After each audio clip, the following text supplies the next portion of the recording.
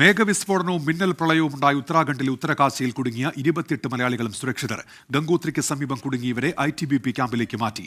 മലയാളികൾ കുടുങ്ങിക്കിടക്കുന്നുവെന്ന 24 വാർത്തയ്ക്ക് പിന്നാലെയാണ് ഇടപെടലുകൾ സജീവമായത്. ചാർധാം തീർത്ഥാടനത്തിന് പോയ 28 മലയാളികളാണ് ഗംഗോത്രിക്ക് സമീപം കുടുങ്ങിയത്. എന്നാൽ ഇന്നലെ മുതൽ ഇവരുമായി ആശയവിനിമയം നടത്താൻ കുടുംബങ്ങൾക്ക് കഴിഞ്ഞിരുന്നില്ല. ഇക്കാര്യത്തിലെ ആശങ്ക 24മായി കുടുംബാംഗങ്ങൾ പങ്കുവച്ചിരുന്നു. ഗംഗോത്രിക്ക് പോകുന്ന വഴിക്കാണ് ഇപ്പോൾ ഈ അപകടം സംഭവിച്ചിരിക്കുന്നത്. അപ്പം ഓൺ ദ വേ എന്താ സംഭവിച്ചതെന്ന് നമുക്കറിയില്ല. പിന്നീട് 8:30 കഴിഞ്ഞിട്ട് കോൺടാക്ട് ചെയ്യാൻ ശ്രമിച്ചു, പക്ഷേ ഒരു രക്ഷയില്ല. ഉത്തരാഖണ്ഡ് മലയാളി സമാജവും ഉത്തരകാശി ജില്ലാ ഭരണകൂടവുമായി ഇടപെടലുകൾ നടത്തി.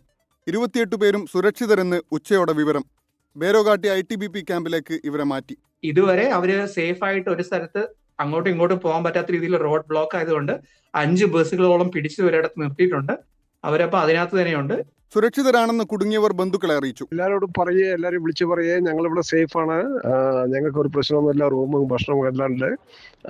അതുകൊണ്ട് നെറ്റ്വർക്ക് ഒന്നുമില്ല, എല്ലാം ഇവിടുത്തെ ടവർ പോയത് കാരണം കൊണ്ട് ആരെയും വിളിക്കാനോ പറ്റില്ല. 28 പേരിൽ 8 പേർ കേരളത്തിൽ നിന്ന് പോയവരാണ്. 20 പേർ മുംബൈയിൽ താമസമാക്കിയവരും. 24 കൊച്ചി.